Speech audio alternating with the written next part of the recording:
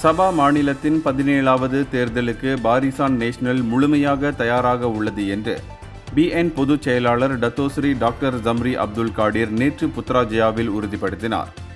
சபா மாநில தலைமையுடன் கலந்தாலோசித்த பிறகு வேட்பாளர்கள் தேர்ந்தெடுக்கப்பட்டுள்ளதாக அவர் தெரிவித்தார். முன்னதாக பிஎன் தலைவர் டத்தோஸ்ரீ டாக்டர் அகமட் ஜாயித் அமீடி கட்சி அனைத்து 73 தொகுதிகளிலும் போட்டியிடாமல் தேர்ந்தெடுக்கப்பட்ட தொகுதிகளில் மட்டுமே கவனம் செலுத்தும் என்று தெரிவித்திருந்தார். வேட்பாளர்களின் அறிவிப்பு மனு தாக்கல் நாளுக்கு ஒரு வாரத்திற்கு முன் வெளியாகும் என்று குறிப்பிடப்பட்டுள்ளது.